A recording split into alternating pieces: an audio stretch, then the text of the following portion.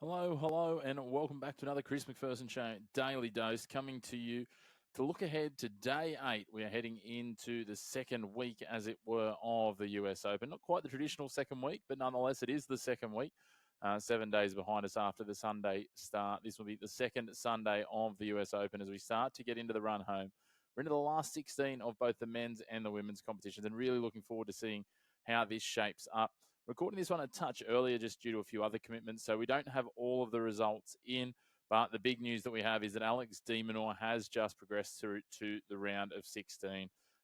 Getting past Daniel Altmaier. De Minaur was up 2-1.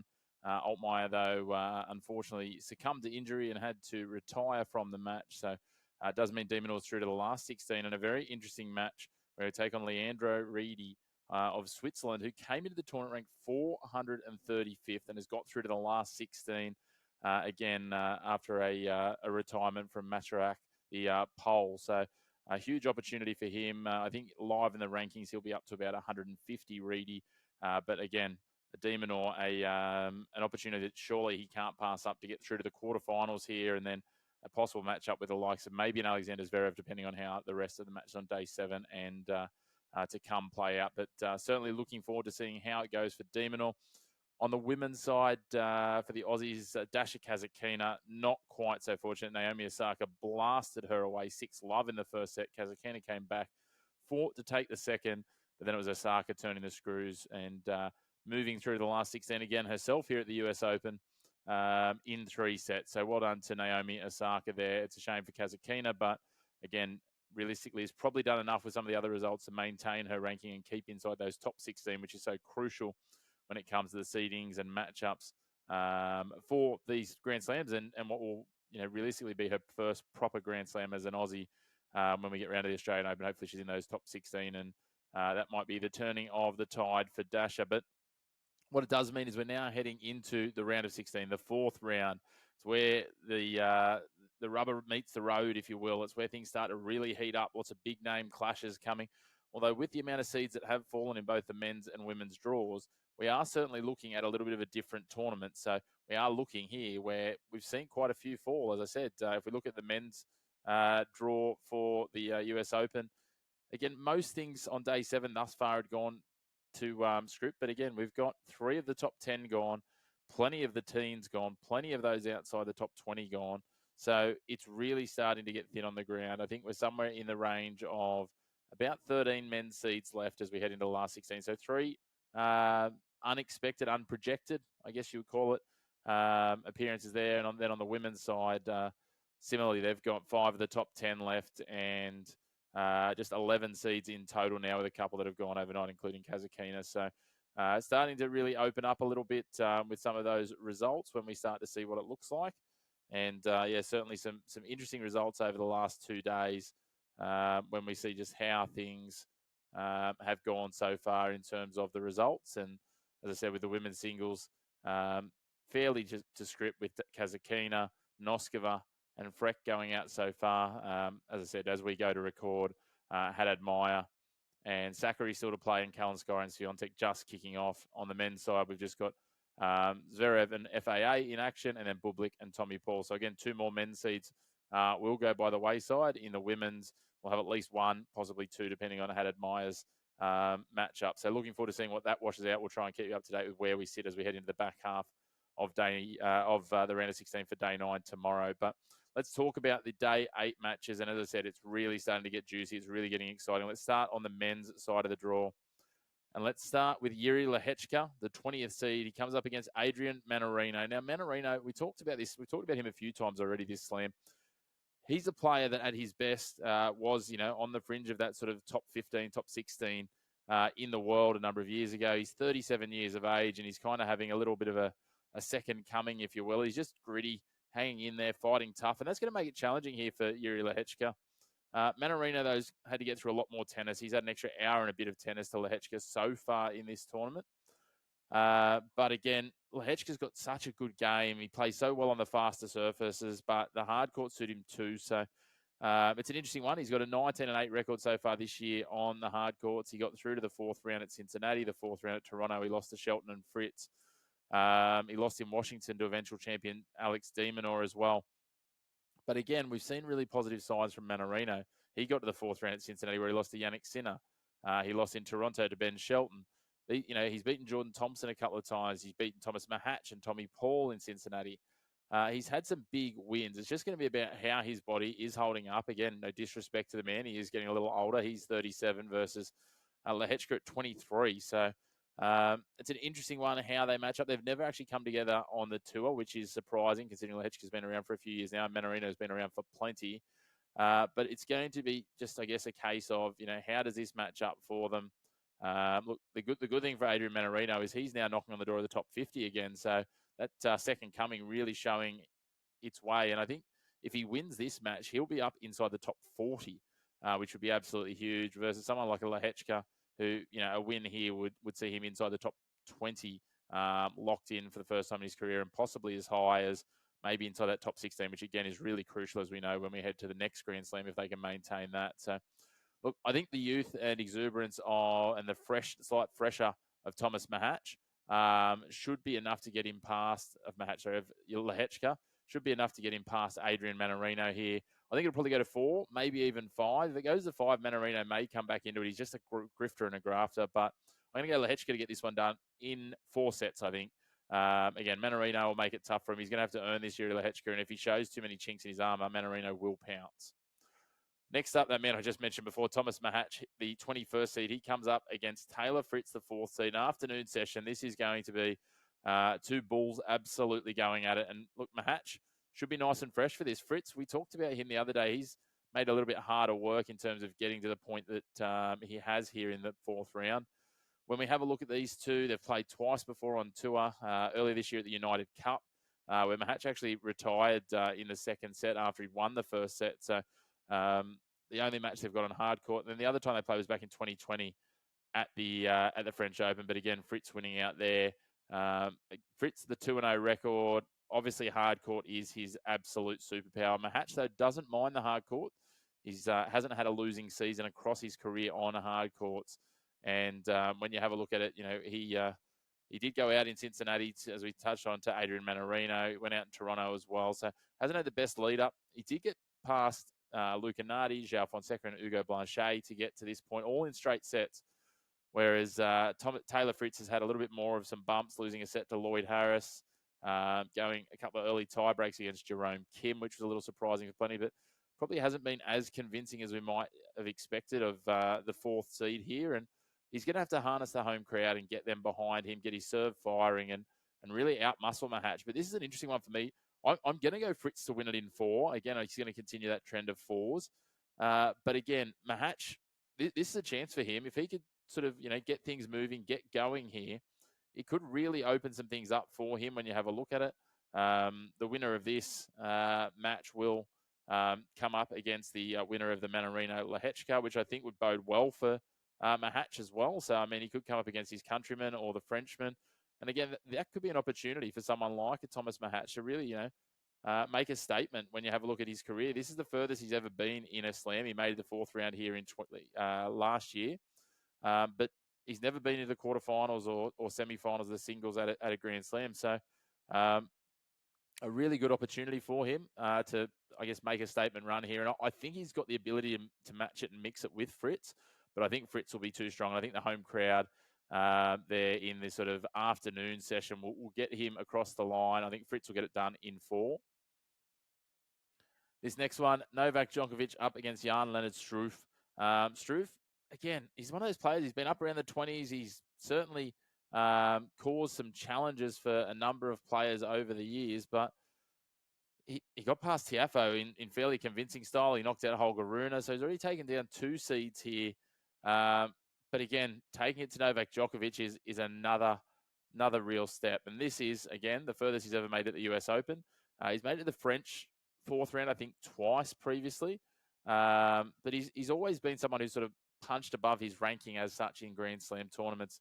He's made the 3rd round a handful of times at the US Open, but at Wimbledon, and obviously now the 4th round here. But he's spent a lot of time on court this tournament already. 13 and a bit hours. Djokovic just 7 hours.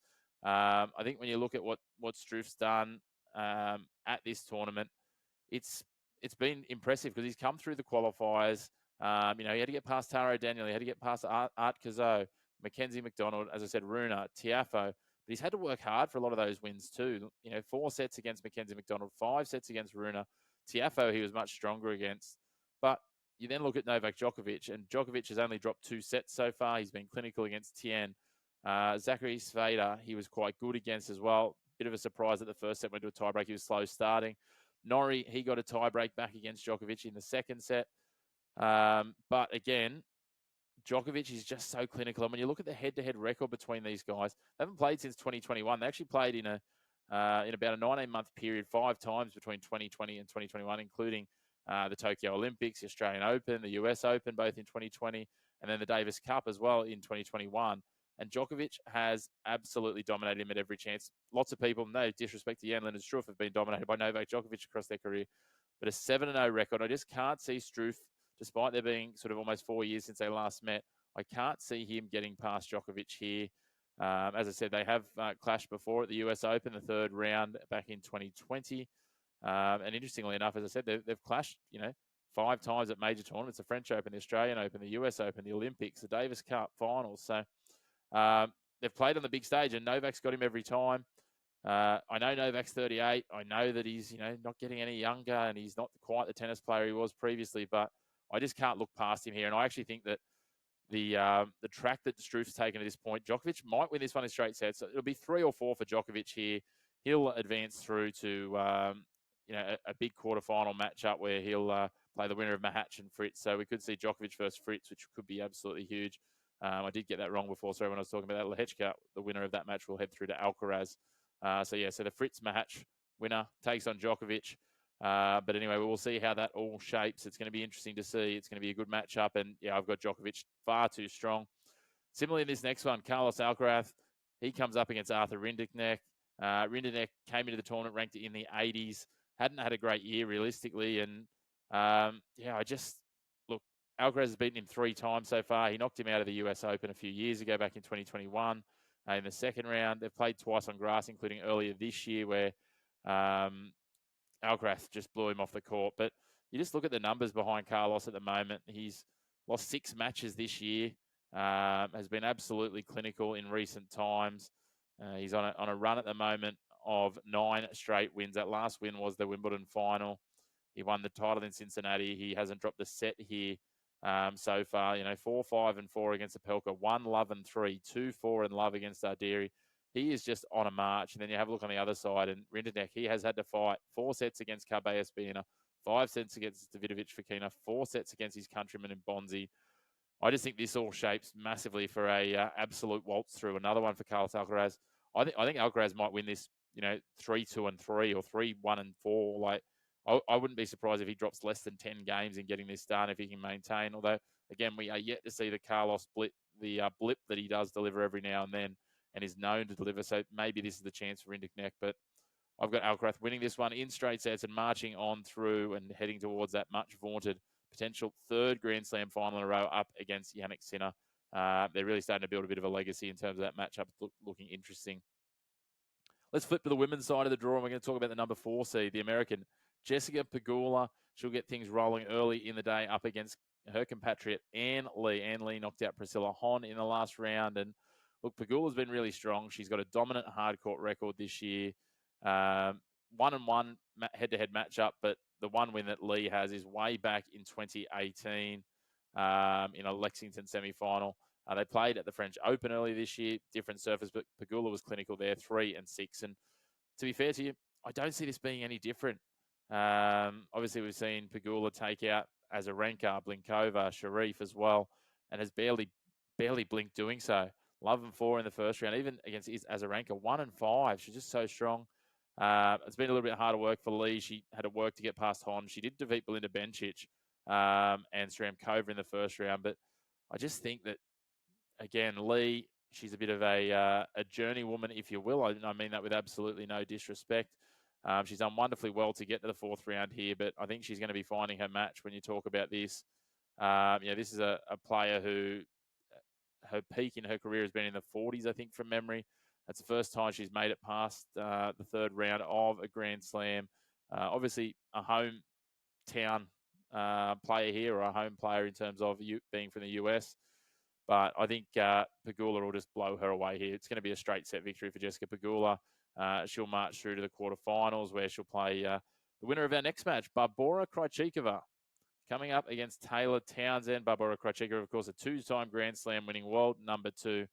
Taylor Townsend, we talked about her earlier in the tournament. She's been on the slide a little in terms of her ranking. She certainly hasn't been to the highs of someone like a Krejcikova. Hasn't actually won a major tour title as of yet, but she's really getting her season going. She's won 8 of the last 10 matches. She's got a 60-something% winning record on hard courts this year. She is in really good form. And she knocked out Mira Andreeva in the last round. Both of these took down a big seed, if you will. Emma Navarro, the American, taken down by Krejcikova. Yeah, Andreeva and Ostapenko the round before that. We saw all the drama in that. Townsend has been really strong. 5-1 against Ostapenko, 5-2 against Andreeva. And I think she's a chance here against Krejcikova, to be honest. It's an interesting one. I think this will go to 3 sets. If we can see the best of Barbora Krejcikova, then she'll win this. It's clear cut. She'll have to go to 3 and fight Townsend for it. But if she's just a little off, and again, she hasn't been at her best consistently all the time in 2025, then maybe Townsend can get the result. I'm really torn on this one in terms of where I'm going with it. I think when I look back and I have a look at their lead-in form, I'm probably just leaning towards the upset with Townsend. I think the fact she had the good run at Washington, she got through to the quarterfinals where she lost to Fernandez, who went on to the final. She lost to Buzas Monteiro, who again went deep in Cincinnati. And then she's on a run here. I think it's really positive. You could find the argument on the other side for Krejcikova, but again, I think she's got those blips, the loss in Montreal to Andreescu, those sorts of results. I'm not sure, despite the fact that she turned around her loss in Wimbledon against Navarro with a win last round. I just think something's telling me that we go to 3 and Townsend gets it done, to be honest. I don't think Krejcikova is exactly at 100%. I think she's working her way back. But I'm going to go Taylor Townsend to win this in 3. I wouldn't be surprised if it's a third set match tiebreak to take it out, to be honest. But look, the winner of this is going to take on Jessica Pegula, and that's going to be an absolutely huge clash in itself as well. Let's head on to the world number 1, Aryna Sabalenka. She comes up against the 95th ranked Cristina Bucsa.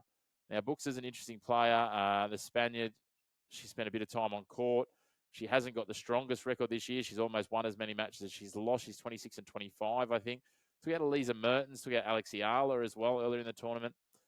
But again, this is a whole different kettle of fish coming up against Aryna Sabalenka. And Sabalenka, we know what she can do. She got to the semi-finals at Wimbledon. She got to the quarterfinals at Cincinnati. This is a huge step up for Bucsa. We saw Sabalenka just have her way, I should say, with Leylah Fernandez. She absolutely marched past Masarova in the first round. Polina Kudermetova, that was no match in the second round either. And this is, a player who's never had a losing record on hard courts in her 10 years on the tour. We start to look through. She's got a massive winning record when you look at it. I think it's somewhere around about 73% winning record on the tour in hard court matches. She has built her game on hard courts and dominance on hard courts, and it's where she shines best, Sabalenka. I just think this is going to be a really lopsided matchup, and it's a real shame because Bucsa is obviously a player that's got some talent. She's got some grit about her, and we love seeing what she's doing, but she's just not quite at that level. She has now, when I talk about the rankings, she came into this tournament ranked, outside the top 100, and she's leapt up into the 60s now, which is great to see. It means that we're going to see more of her. She's a talented player, but again, as I say, it's a big change in class to come up against Aryna Sabalenka. Admittedly, Sabalenka maybe not quite where she was, 6 months ago, 12 months ago. But yeah, looking forward to seeing how this goes. It is the best run for Bucsa at this point. We saw her, she got through to the 3rd round at Wimbledon this year as well. Previously been in the 3rd round at the Aussie Open, but this is a statement for her, and we want to see more of her from here, but I don't think it's going to be at this tournament. So I've got Sabalenka winning this one in straight sets reasonably comfortably in the end, I think. I think she'll make short work of this. And finally, the next 4th round match will be the winner of this will play the winner of Sabalenka and Bucsa in the quarterfinals. And it is the 9th seed and in Elena Rybakina, coming up against a former Grand Slam champion in Marketa Vondrousova as well. As we know, as I said, these two both have won Grand Slam titles themselves. It's going to be a good matchup. Vondrousova looks like she's in pretty solid form, but we look at this is the best run at the US Open for Rybakina. She won Wimbledon back in 2022. Vondrousova, obviously, as well, having taken out Wimbledon in 2023, the year after. She's been to the quarterfinals here before. She's been to the final at French Open, so she's got Grand Slam pedigree. And this is going to be a good match. I'm really looking forward to this one. It's probably my pick of the matches across the day 8 card, if you will. But again, Rybakina has just been so smooth, so clinical so far in this tournament. We know Vondrousova is getting back to health and fighting fit. Both have got really good winning records so far to this point this season.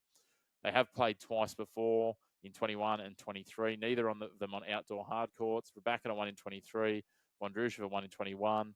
I don't know how much you can take from that. When you have a look at it, Cincinnati, Aryna Sabalenka knocked out Vondrousova in the second round. That was then a couple of matches later that Sabalenka was knocked out by Rybakina, and that's probably the biggest form line I can take. You look at Montreal, Marta Kostyuk knocked out Vondrousova, and again, Marta Kostyuk was knocked out by Rybakina. So there's been some parallels in terms of their journey in recent times. And you look at it, the two losses that Rybakina has had in those two leading tournaments, Montreal and Cincinnati, were the eventual winners, Victoria Mboko in 3 sets, Iga Swiatek in straight sets. So, look, I'd love to find a story here that predicts Vondrousova to win. I think she'll take it a 3, but I think Rybakina is going to get this one done. Like, Rybakina has just been so clinical across these opening rounds here. 1 and 2 against Raducanu, 3 and 6 against Valentova, and 3 and love against Pereira. So when you have a look at that, she's dropped 15 games in 3 matches. Vondrousova, on the other hand, all straight sets, but she's gone to a tiebreak in every match. Hasn't quite had the same, ease, I guess, but was strong against Jasmine Paolini, so you can take that in. But I think Rybakina in 3 sets for this one. Really looking forward to seeing day 8. It's really getting to the juicy point. We're getting to the second week. It gets exciting. Unfortunately, we're down to 1 Aussie, just Alex de Minaur. So we'll wait and see. As I said, a couple of matches still in action to determine our last 3 or 4 round of 16 participants for the men's and the women's. Really looking forward to seeing who falls in there from those matches. But yeah, cannot wait for this to get underway. Cannot wait to see what comes of the round of 16, the quarterfinals. It's going to really heat up from here. We're hoping to have Christian Monaghan back on in the next couple of days for a bit more of an update as well from the First Serve. Of course, if you want more tennis information, tennis action and updates, head to thefirstserve.com.au. But in the meantime, big thank you for tuning in. Make sure to check out our other daily doses as we talk some other sports, our weekly shows as well around the grounds on a Thursday evening.